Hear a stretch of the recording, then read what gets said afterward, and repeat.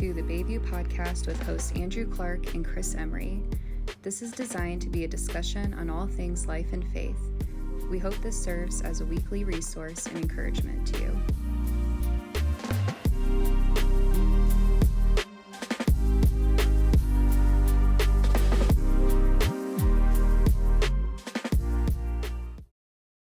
What's going on, everybody?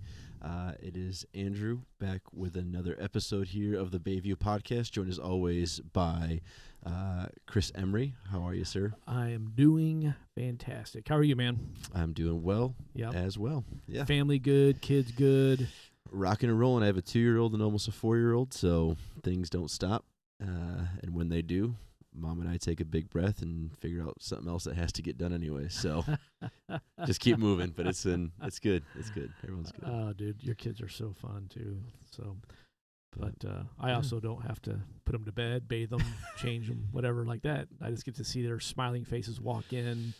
Yep. You know, if you're listening from afar, we have a full preschool child care center here at our location, and so Andrew's family all comes in together every morning, and it's super cool to see that.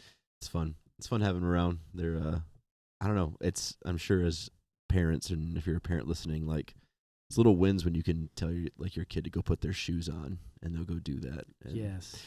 We're in that stage now with Liam, and that makes mornings a teeny bit easier to then I'll get here and be here. But, it gets easier and easier in those regards. There's other things that creep in, but I do remember when I felt like we finally crossed that threshold where, okay, everybody can dress themselves. Yeah.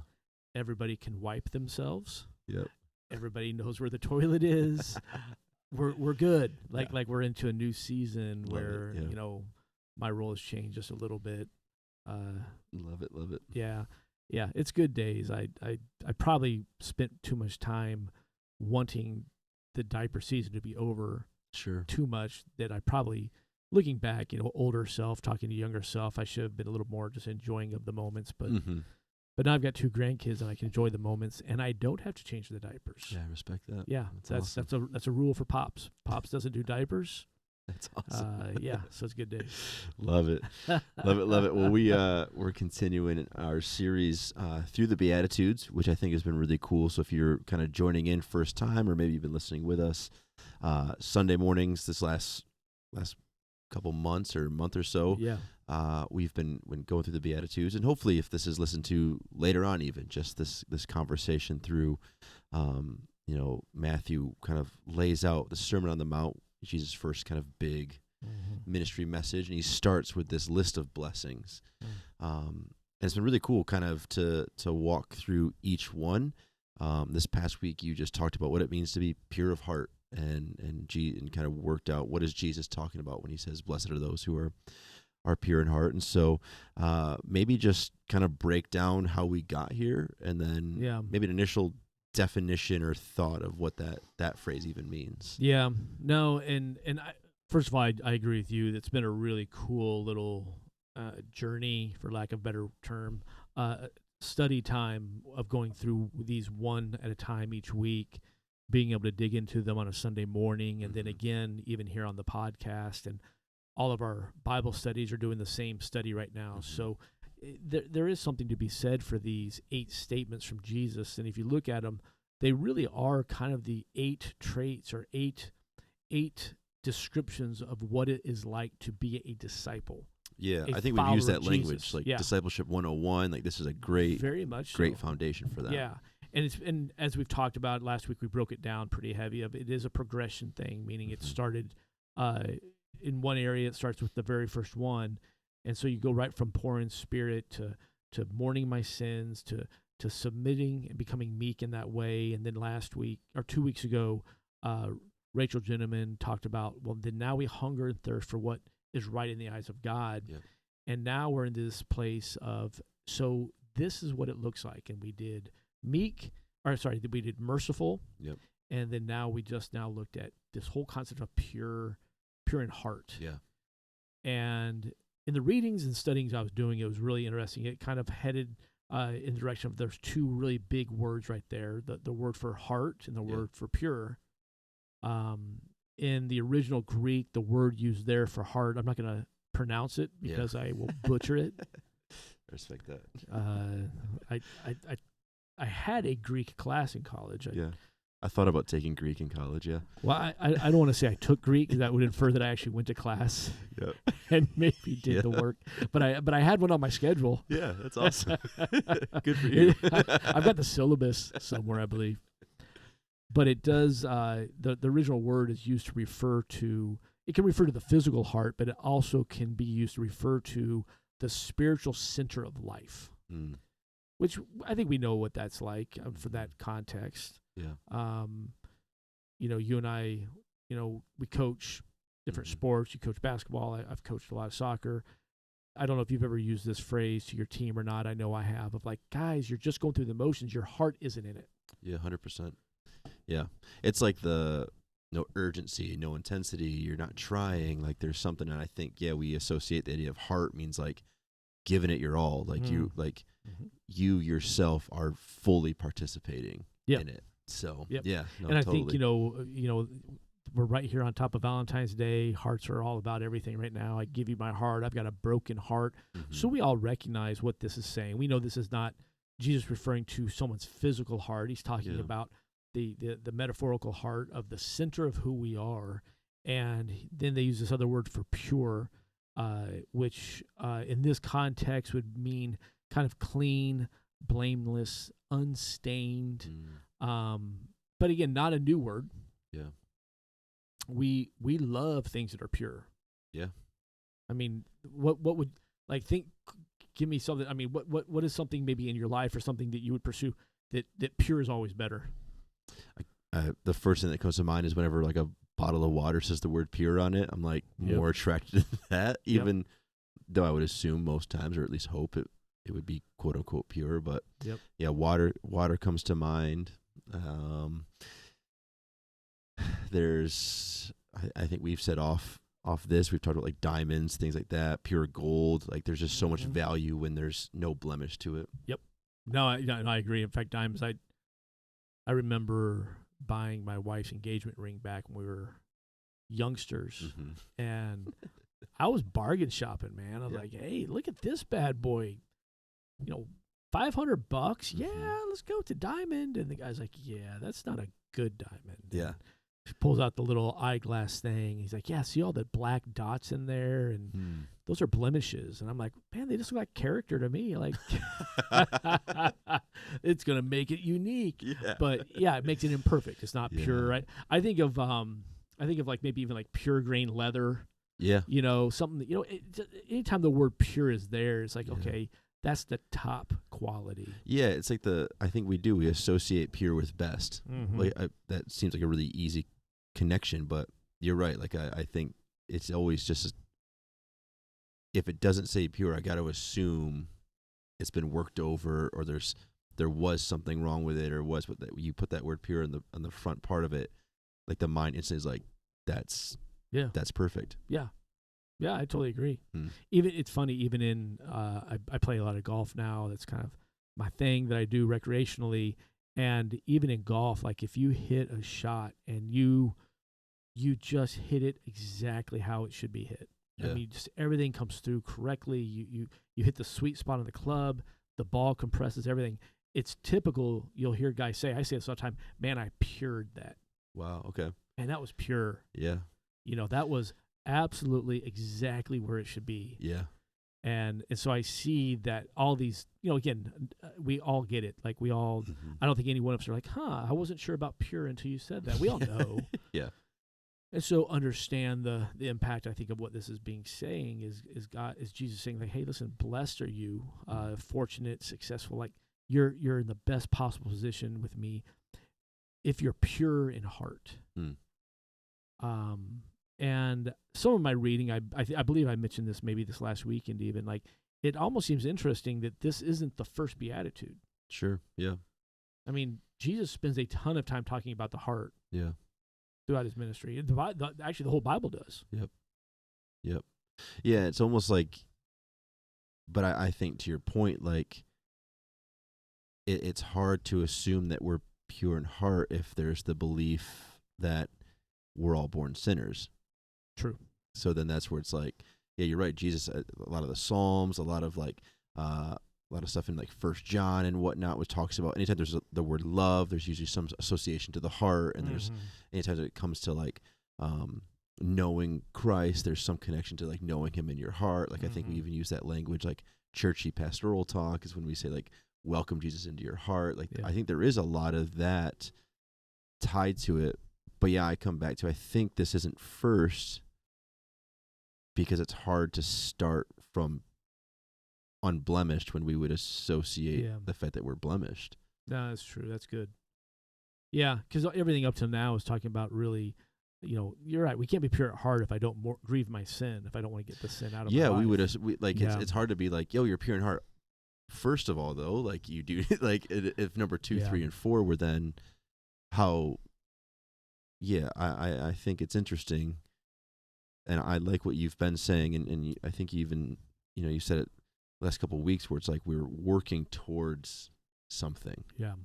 And this is almost right there because we're getting kind of close to the end now of this list where it's like we associate that when Jesus died on the cross, His blood was shed for us, His covering, would then make us like unblemished. Right. Like He was the pure sacrifice necessary then to like offer us salvation. So it's like what we've been working through is this idea of what is salvation, how do you receive it, how do you accept it, the realization of I can't afford it, man, I've messed up, man, I need Him, this is what it looks like to truly follow Him. And now we start falling in, I think, to this category of almost like life change. Yeah, life transformation. Yeah, because it's like your heart at this point in the game, your heart should be changing. Yep. And that's where it all happens. I mean, I think that's what we see time and time again throughout Jesus' teachings, throughout the Bible, is that it's not a matter of dealing with the outside things first. It's all going into the heart. And because the heart, the Bible talks a lot about everything that flows from the heart, our words, our actions, our desires, good or bad. You go back into Exodus and you find that every time God would relent off of a plague with Pharaoh while Moses was trying to lead the people out of Egypt, again, Pharaoh's heart would be hardened. And so, even back then, it's like it comes right back. The heart was hardened. The heart was hardened. And so I think that there's no shortage of examples in the Bible, and I don't believe probably most of our listeners are not taken aback by this being new information. Yeah. I doubt very many of us are like, I never realized the heart was that big of a deal. Let me blow your mind. Your heart matters. Exactly. So nobody to this point is like, I'm so glad I tuned into this podcast. Yeah. And you may never reach that point, but it's okay. We're comfortable with that. But what I find interesting is that, we read something like what we read in Proverbs 4:23, where it says, guard your heart above all else, for it determines the course of your life. Yeah. So even back in the Proverbs, we read this call out, be like, listen, do this, guard your heart above all else. Yeah. And yet it's been my experience that at times for so many people is probably the least guarded area. Yeah. Because what sets up camp in our heart usually? What kind of things would get in there? Bitterness, I think anger, I think some of those things are the first thing that come to mind where it's like, what am I harboring? Like, what am I keeping that's internal? And it's really easy to think, it's all in my head. But it's like, no, like that's something that if you're really holding on to like unforgiveness and some of that, like, yeah, it's poisoning your brain, but it's poisoning your heart. Like that's the hardening of heart. The almost like that lack of sympathy or empathy, like really comes from like, I don't know, maybe I'm making it too easy or maybe it's even too cliche, like almost like your ability to love. Sure. But that's what's being essentially like cut off when you start bringing some of these things or allowing those things to stick around. Absolutely. No, I don't think you're making light of it. I mean, that's spot on. Yeah. That's exactly what goes on. I think of things like envy and jealousy and pride. Yep.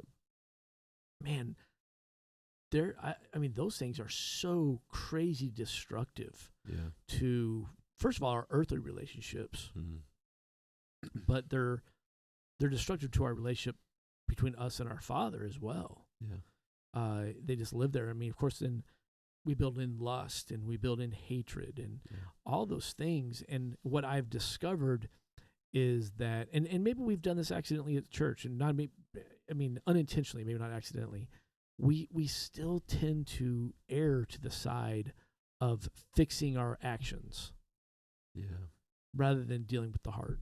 Yeah. And my guess is for all of us, it's a little safer. Yeah. It's a little easier. Yeah. And I have to be a whole lot less vulnerable if I'm just going to deal with my actions. Yeah. It's almost, I feel like they talk about like habit building, like to do it a couple days or a couple weeks in a row, like it becomes just kind of part of who you are. But they say it's really like that 90 to 120 days. So we're talking 3-4 months, if not longer, if you really focus in on something. I feel like then they say, now you're talking life change. Mm-hmm. You're not just talking like, oh, I've eaten healthy for a week or two. Mm-hmm. You eat healthy for 3 or 4 months, all of a sudden it's not just like, you're there's things going on internally that are better and healthier, but like it's actually just naturally now part of who you are.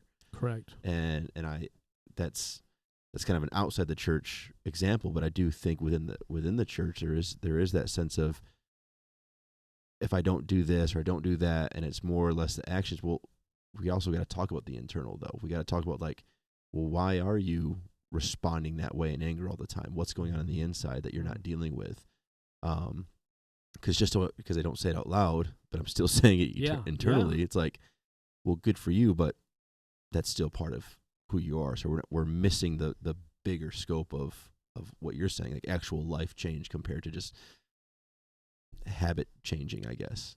And I'm wondering how much of that is that we feel safe in our belief that what's going on in my heart is secret, and hidden, and nobody sees that. Yeah, that's a good point.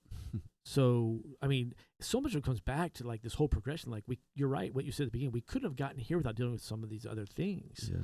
So if I'm not gonna mourn my sin, then I don't have this deep, genuine, heart-driven repentance. To walk away from my sin, to walk away from my old life.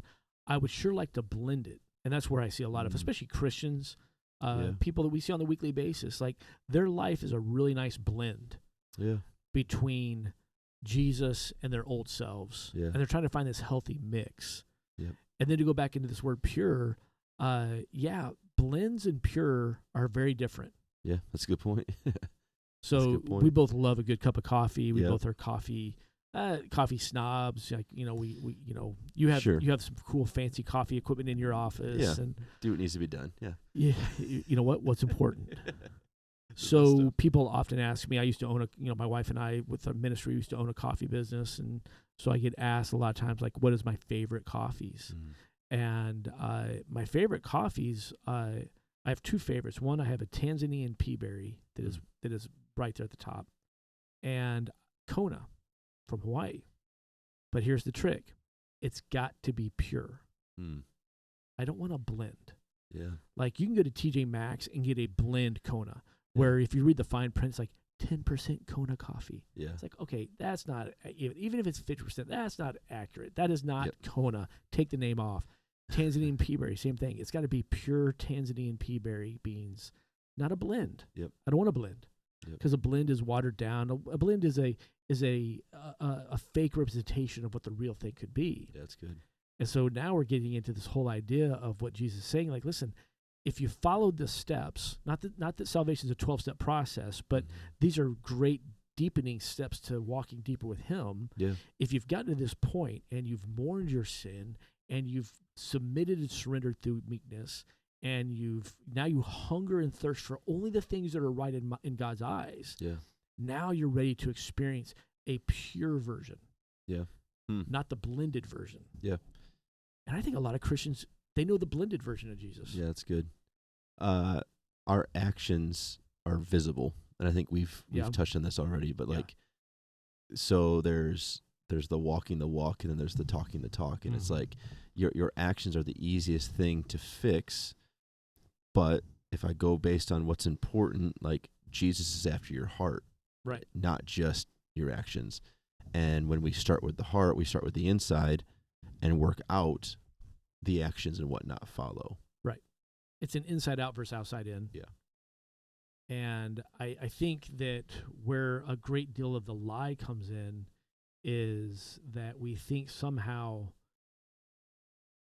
I can fake the actions long enough that my heart will catch up, Yeah, maybe. that's good. Or that if Yeah. I fool everybody, it doesn't matter what's in my heart. Yeah. Yeah. I do think of it like a lot of times someone who has like a porn addiction or something like that, it's like, oh yeah, I can put the phone blockers on and I can have the blockers on the internet. The real addiction stops when you actually find out what's going on the inside that is causing it. What's the lust, or what's the brokenness, or what is hurting that is causing you to go to those things. So it's like, just because I'm not actively looking at it, like the idea of it's still being, there's something deeper going on. It's Right. like, okay, we're fixing the actions, Right. but we got to go and see, like, where's this even coming from to begin with? Yeah. And that works with any addiction, really. But I think that's our thing is, if I can stop these things, it'll fix the inside. I think it helps. Yeah. But like I said, I think it starts from the inside and works its way out. Maybe even in a health version, it'd be almost like maybe we'd understand this better. It's treating the symptoms versus the disease. Yeah, that's good. Yeah.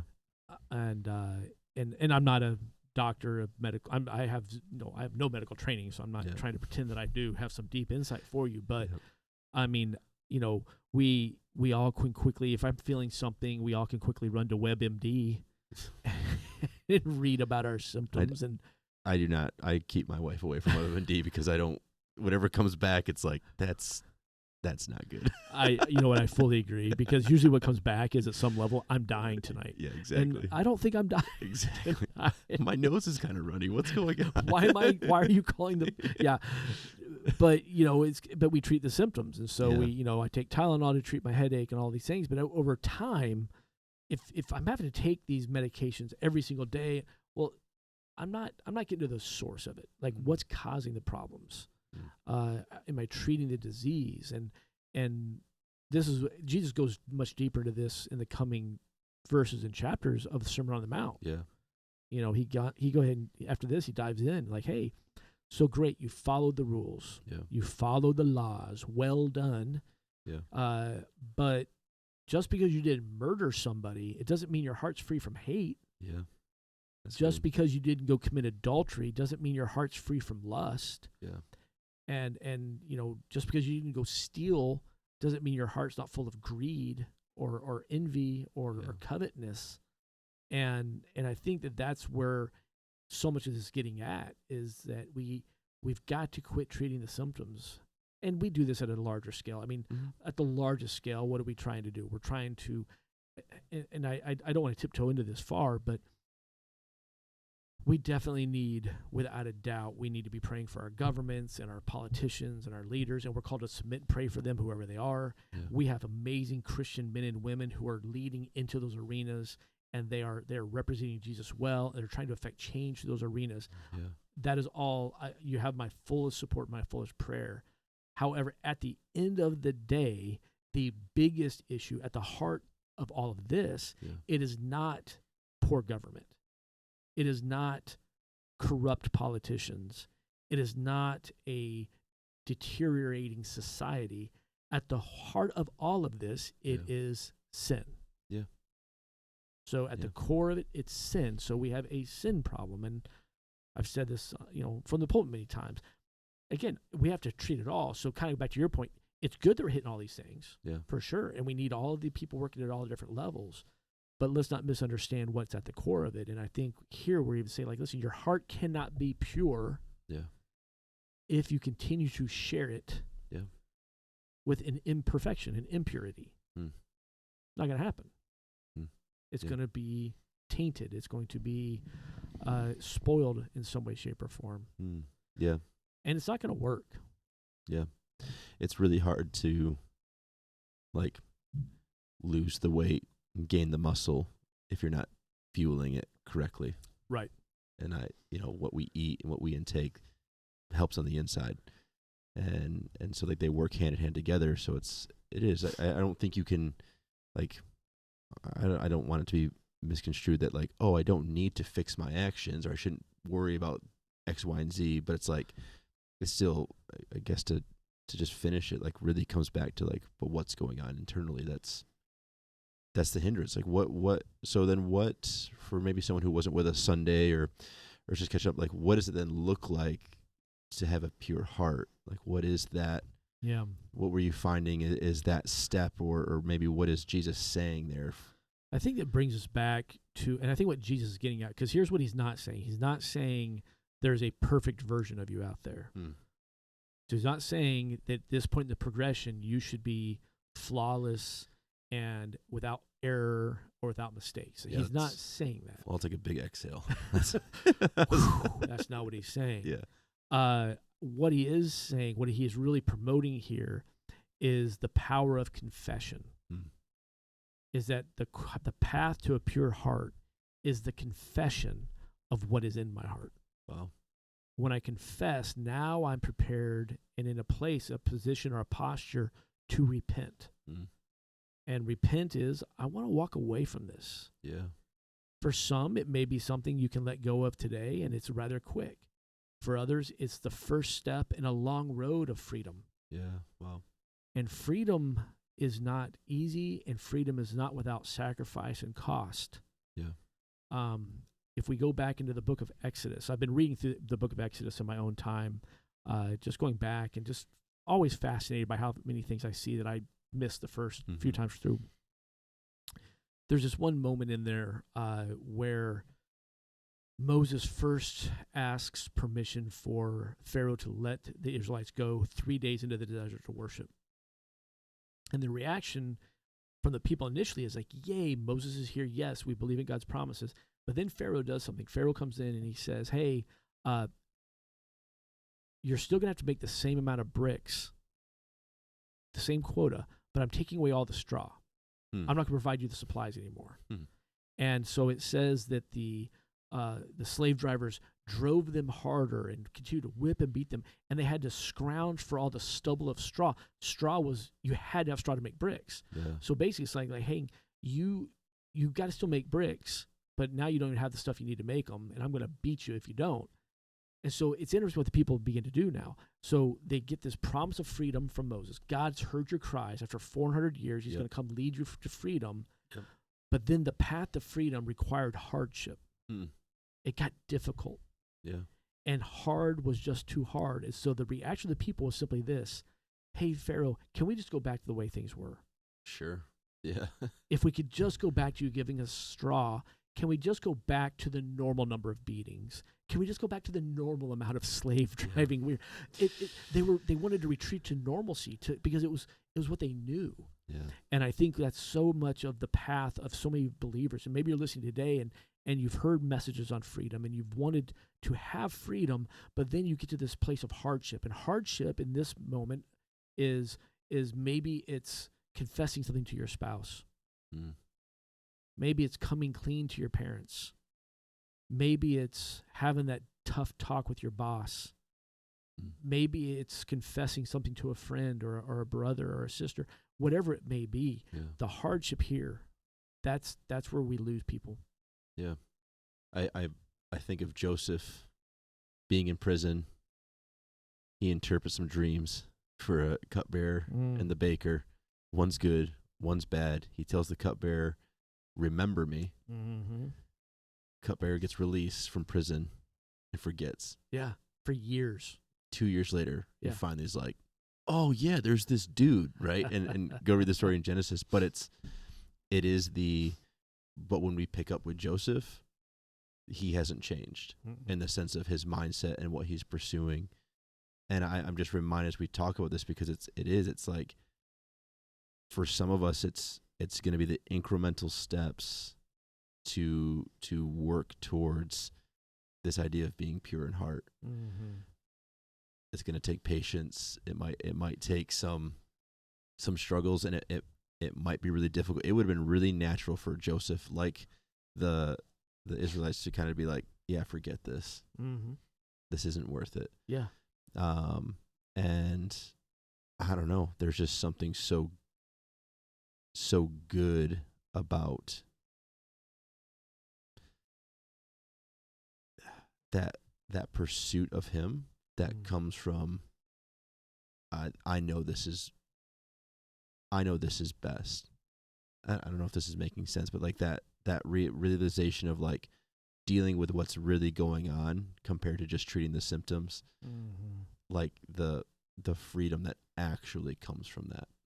100%. And maybe my Joseph example was a little off, but just that his freedom did come. He did what was necessary. He stayed in the prison as long as he was supposed to stay, but his main focus never shifted off God and what was to come. Yep. And I think that's what you're saying, even like the wavering the game we can play of like, I hear that story about the Israelites, and it's like things got really tough, so they backed out. And things might get really tough as you pursue this idea of being pure in heart, but it's like the freedom on the other side is, it's just so good. Well, and just resist the urge to run back to your normal blended life. Yeah. Resist that urge to go back, like, well, was it really that bad to have a little bit of sin or a little bit of bitterness or a little bit of lust, hate, whatever's going on in your heart? Was it really that bad? And that's where the danger zone is that we retreat, because at least I knew what to expect, rather than pushing through and truly allowing. I think I don't think, we know by what we read, that is the only way to truly experience the full transformational power of Jesus Christ. Yeah. Is to just come clean. Just be real. And then even as we follow and walk, we still guard our hearts. Things still creep back in there. And so there's that constant need to stop, recognize, confess, and then repent. Hey, man, I've been feeling some resentment towards you lately, man. Come on, I need to ask your forgiveness. I need to deal with that. I need to confess it. Those are hard conversations. Those are hard things to deal with. Yeah. And we're people, we don't like to do the hard things, the difficult things. Yeah. We'd rather have life be easy. Yeah. Nothing about following Jesus is easy. Yeah. But man, there's some, like you said, there's beautiful freedom on the other side. Yeah. And that's really what the pure of heart are moving to experience is this new life in freedom. Yeah. And that's, I don't know, and that, it leads us into the next, the final stretch here that we're coming into with the Beatitudes in the coming weeks, where we've got 2 left after this one, right? Peace, plus are the peacemakers, and then persecuted. He really ends with a bang. Out with a bang. Hey, you've done well. You're fully bought and follower of me. So here's what's going to happen. Yeah, this is going to get real. Yeah. So cool. Well, so hey, man, I love the conversations you and I get to have together, just breaking these things down. And yeah, it's been fun. There's always things that come out that I'm like, I never thought of it that way. Yeah. so good. Yeah. Hey, thank you for being with us today. Hopefully this was just a really kind of another moment of encouragement, some place for you to grab something to cling to. And we appreciate you spending time with us, and we hope that this is doing something for you. We pray for you. We are here for you. So, whether you attend Bayview or not, you can certainly find us on our website, bayviewchurch.net. If you have questions or you want to follow up with anything about us, we're always down to have a dialogue, even if it's through email. Yeah, 100%. I think that's always there. And we're going to be here each and every week and doing this right here with you. If you haven't clicked subscribe, do that. At the bottom of your screen or top, I don't know what platform you're on, somewhere on your screen, find subscribe. We're on all the major platforms, but we appreciate your time. This is Chris. It's Andrew signing off from the Bayview Podcast, and we'll see you next time around.